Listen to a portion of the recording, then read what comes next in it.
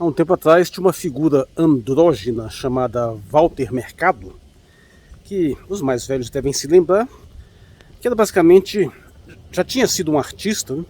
Mas basicamente um adivinho, um místico, um pretenso mago, né? Desses que vendem os seus serviços supostamente mágicos pela TV, popularizado pelo famoso bordão "Ligue já". Essa figura caricata, apesar de parecer um pouco distoante aqui da temática, tem uma certa relevância simbólica para ilustrar alguns elementos que eu vou trazer mais ao final. Eu sou o Marcos Valério XR, no dia 18 de dezembro de 2022, e eu venho aqui hoje dar uma temática que é complementar e até mesmo prévia ao meu vídeo sobre o demoníaco mercado financeiro, porque lá eu me especifiquei a questão desse mercado de ações, dessas bolsas de valores, esse sistema econômico que na verdade utiliza o nome mercado, que é o que mais reivindica para si, ou pelo menos reivindicam para ele esse termo mercado, e que na verdade está extremamente distante daquilo que é uma economia real. Mas para que chegue a esse nível do mercado financeiro, tem as instâncias anteriores do mercado, né? Nós podemos distinguir pelo menos três, sendo que a primeira é essa mesmo que você está pensando, é o mercadinho, é a vendinha, é a feira, é você ir lá e fazer uma troca do seu dinheiro por um produto qualquer. E evidentemente não é desse mercado que se está falando quando se diz que o mercado reagiu mal à declaração do presidente da República. Então, evidentemente não é isso. E num estágio intermediário, que é aquele que merece mais atenção, está aquele mercado que ainda não é o mercado financeiro, mas é uma teia mais ampla de relações comerciais, que tem uma influência e uma determinação significativa na sociedade, e que vai acabar sendo defendido por alguns como o termo de economia de mercado. É um termo bastante relevante para ser compreendido. Então, vamos analisar esse conceito aqui muito brevemente, pela simples reflexão racional, até porque essa questão da economia de mercado é uma coisa que não tem grandes autores articulando diretamente dessa forma.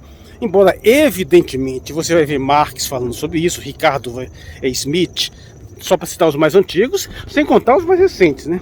O vídeo que eu mais abordei um pouco essa questão é sobre o Ludwig von Mises, né? Sobre a questão da impossibilidade do socialismo, que aliás é um vídeo que eu nunca dei a sequência, mas o que foi feito já é extremamente detalhado. Mas bem, vamos então primeiro pensar o que é economia, né? Para a gente falar em economia de mercado. Economia, aquela ideia de você, o nomos é a medida das coisas, é você ter uma compreensão do seu ambiente que te envolve. A economia, originalmente, primordialmente falando, é a organização do seu espaço existencial, aquelas coisas com as quais você interage.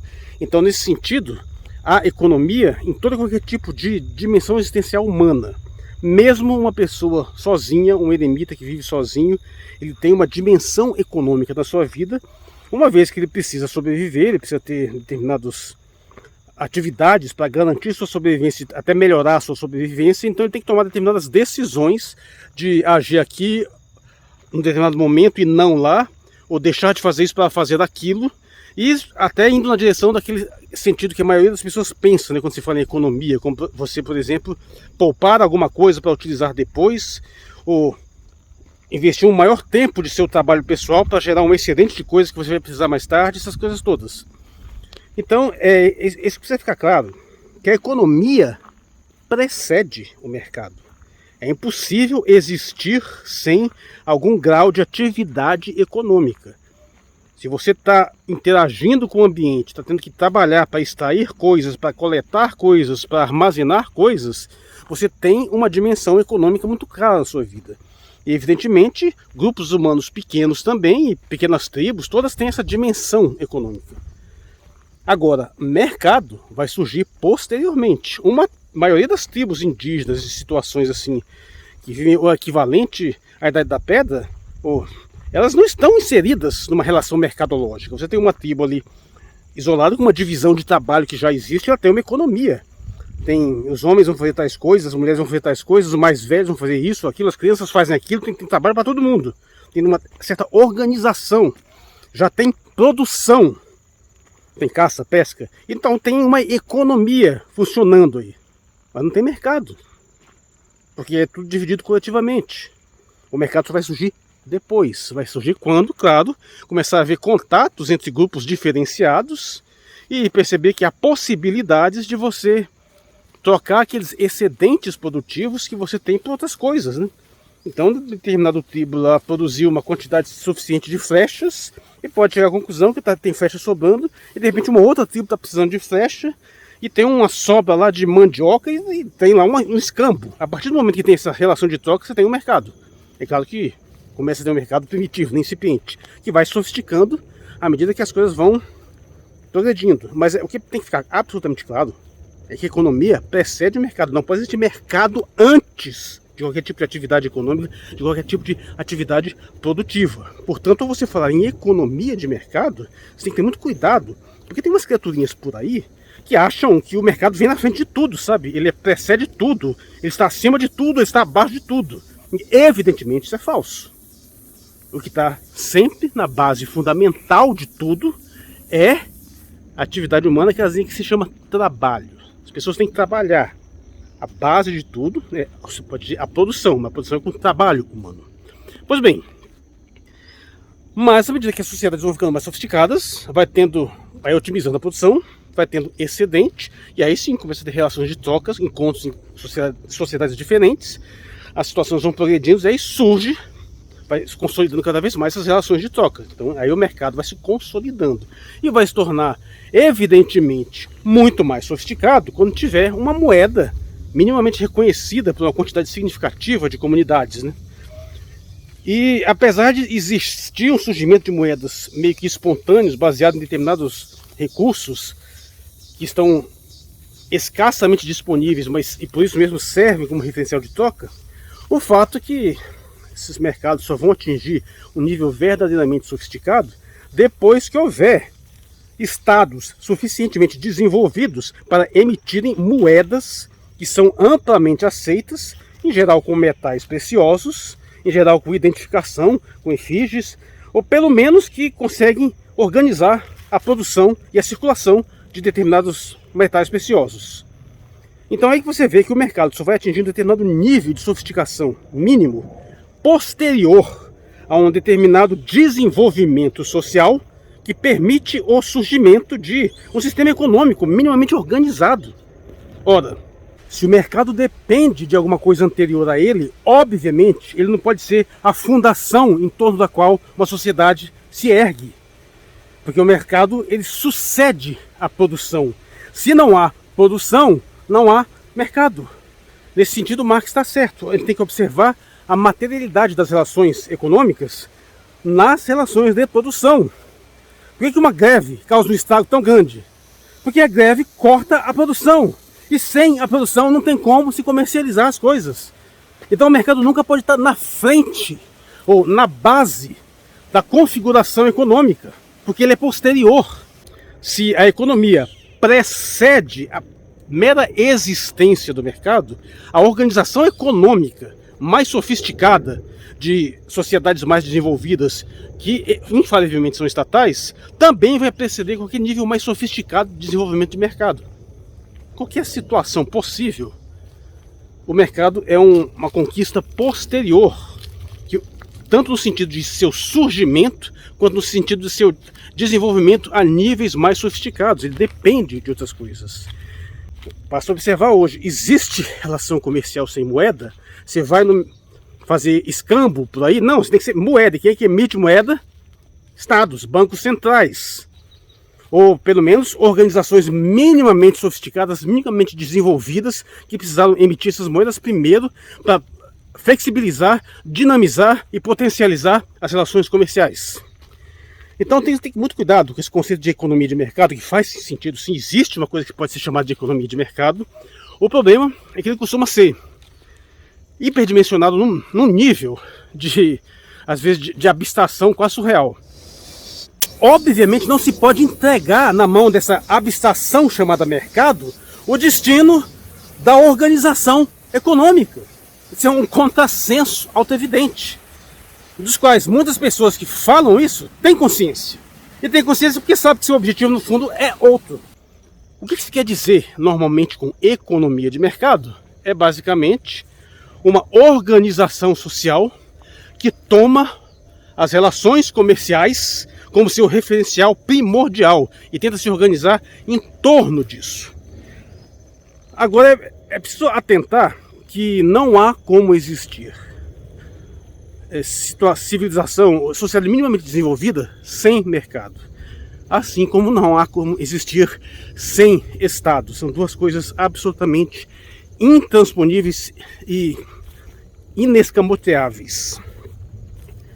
Você tem que, para ter um mercado minimamente desenvolvido, você tem que ter sociedades bastante desenvolvidas, e essas sociedades são infalivelmente estatais, mas também para ter estados minimamente desenvolvidos, você tem que ter uma produção minimamente desenvolvida, que evidente que precede o mercado, mas a produção é potencializada graças ao mercado, então tem uma retroalimentação aí.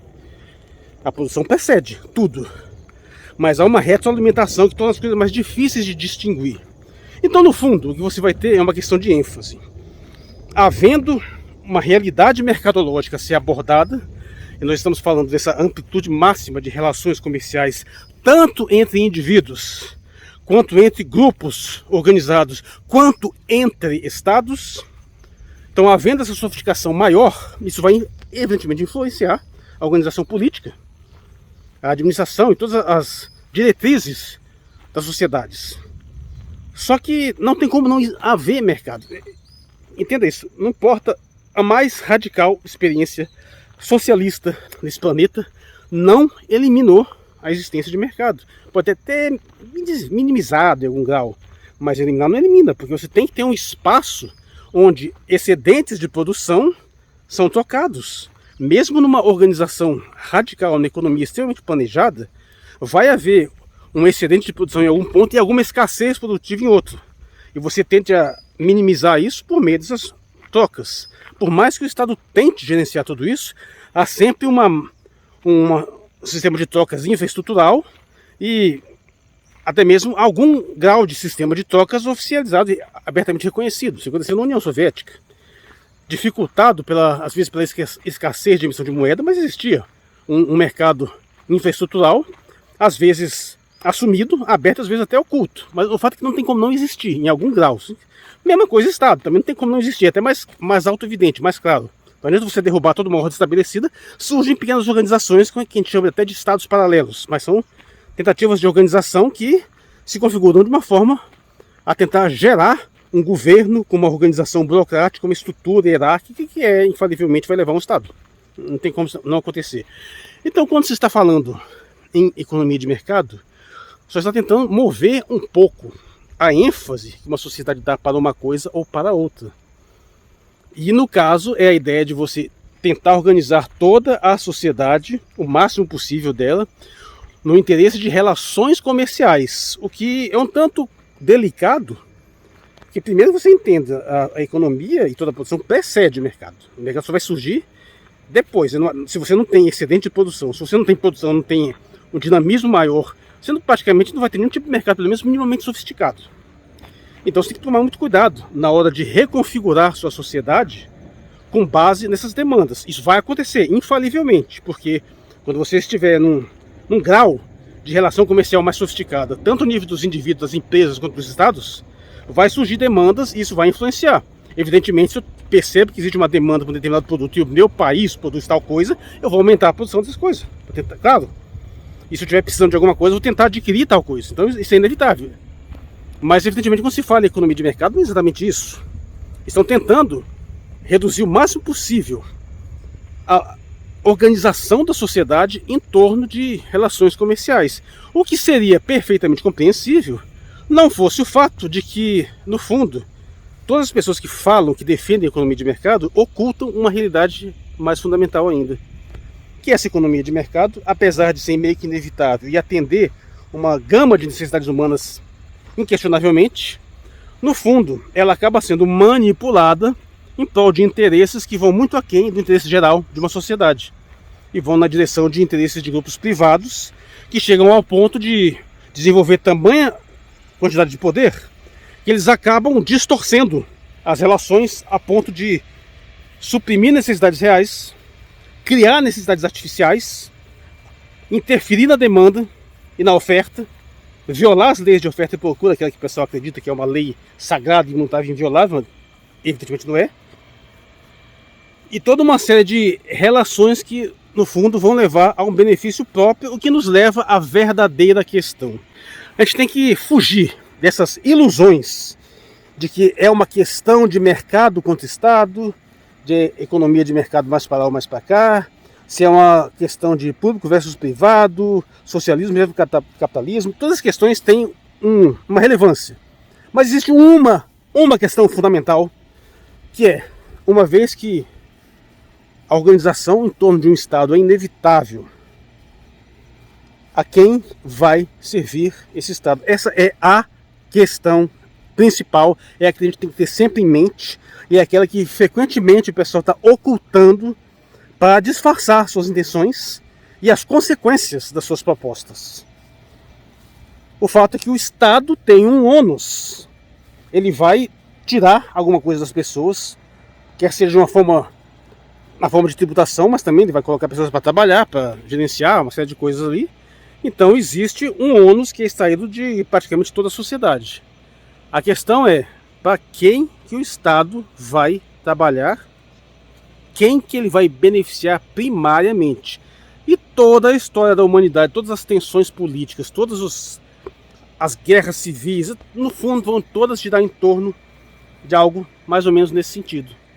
Especialmente aquilo que Marx vai chamar de luta de classes, né, que é um pouco mais complicado, mas é que você tem uma maioria, uma grande parcela da população que tem menos propriedades do que uma minoria, e os interesses delas divergem.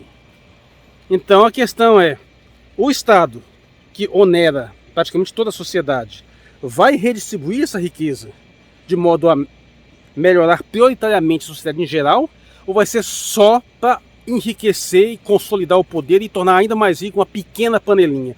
Toda a discussão é essa.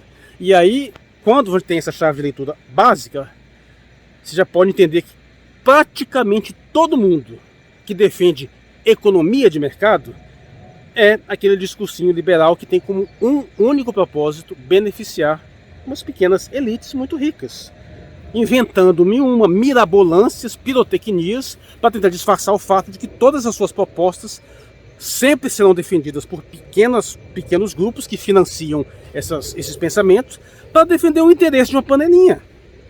Então a questão toda é essa. E não que as pessoas que vão na direção contrária consigam efetivamente promover uma reação adequada, uma alternativa adequada, mas isso tem que ficar muito bem delineado para a gente não perca de vista, porque perdendo essa obviedade de vista, que um monte de panaquinha aí cai em cantilena liberal, né? De achar que se você desmantela a legislação trabalhista, você gera mais emprego. Tivemos a experiência recente aí, aconteceu o contrário.